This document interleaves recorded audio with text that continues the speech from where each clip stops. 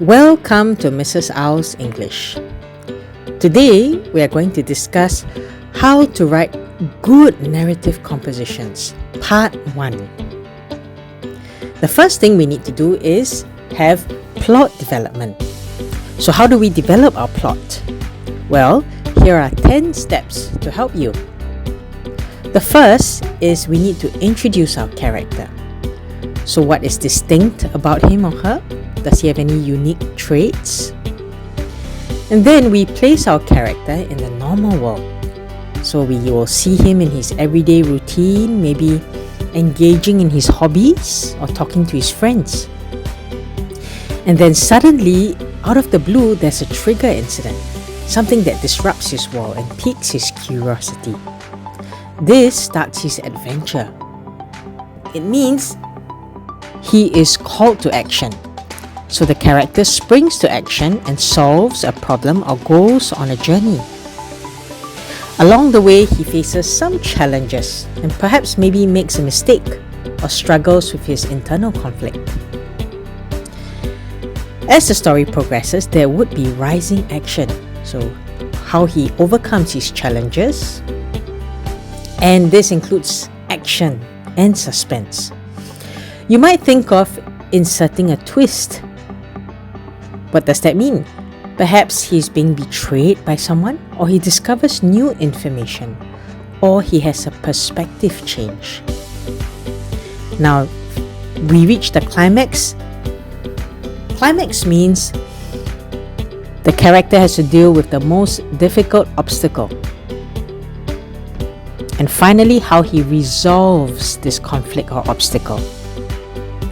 When all of those 9 steps are done, don't forget our reflection. So reflect on what had happened and what has the character learned, right? So if we remember to include these 10 steps in our plot development, we will never go wrong. What else do we need to include? That we're not just describing, but we do have an external conflict. So a narrative involves some sort of conflict. Perhaps you have to deal with a difficult situation, or bad weather, a sickness, a problem in school, an argument, a dare, an accident, or a crime. These are just some examples of external conflicts. At the same time, the character always has some sort of internal conflict. So that's his inner struggle. Maybe he's struggling to do the right thing. Maybe he's embarrassed or self-conscious. Maybe he has to overcome fear. Or he's just feeling exhausted, tired, or sick. Now let's look at this example and see if you can pick up areas where these occur. Mike gazed at the storm clouds gathering on the horizon. The annual town bike race was scheduled for tomorrow, and his excitement was tinged with uneasiness. On the news, a looming thunderstorm threatened to drench the racecourse and turn it into a slippery nightmare. But Mike's concerns didn't stop there. As he adjusted the straps on his racing helmet, he grappled with anxiety. Doubt gnawed at him. He had been practicing tirelessly for this race, aiming to finally prove himself as a serious contender. Yet a nagging voice in his head whispered that maybe he was not as skilled as he thought. Was my training adequate? Will I be able to remember everything my coach taught me? All these questions swirled in his restless mind. The next morning, Mike stood at the starting line with his heart pounding. The wind rustled the trees and the first raindrops splattered on the ground. The storm was approaching fast and the race was about to begin. He battled his own insecurities, pushing himself to stay focused and confident. Pedal stroke after pedal stroke, he felt the rain soak through his clothes, but his determination burned brighter. Midway through the race, thunder rumbled in the distance. Mike's grip on the handlebars tightened. Lightning streaked across the sky, illuminating the racer's determined faces. But then, as Mike rounded a bend, he witnessed a fellow racer lose control on a wet curve and tumble off the bike. Now, would he risk losing the race to help his fellow competitor? Without hesitation, ... Okay, could you pick out the external areas and the internal conflict? Right? You can see that the external conflict deals with the bad weather and the environment, and also the accident that he witnessed.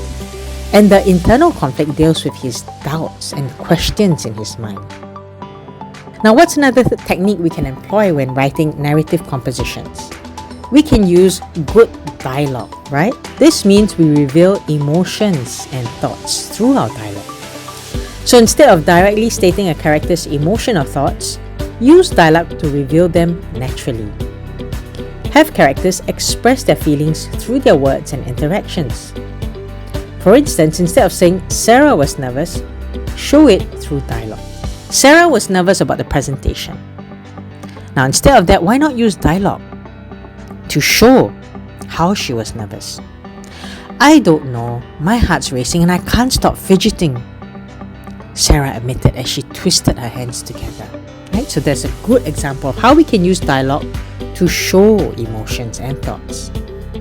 Next, how can we use dialogue to show pace and momentum? Right? Dialogue can keep the story moving at a dynamic pace. Conversations inject energy and forward momentum, especially during crucial plot points or action scenes.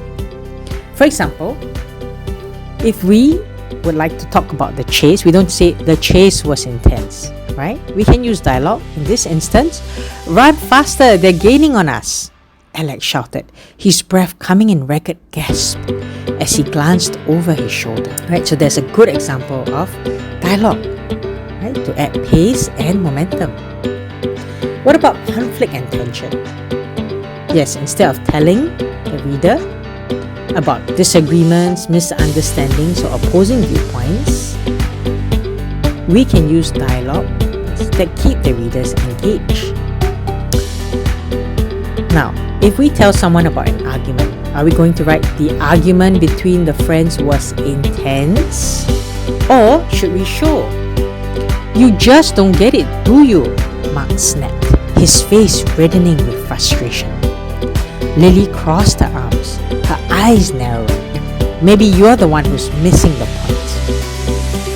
Right? So there's a good example of how we can use dialogue to show tension and conflict. Right? The next thing is vivid description. Now, how do we add vivid description to keep our readers engaged? That will be part 2 of narrative composition. Stay tuned!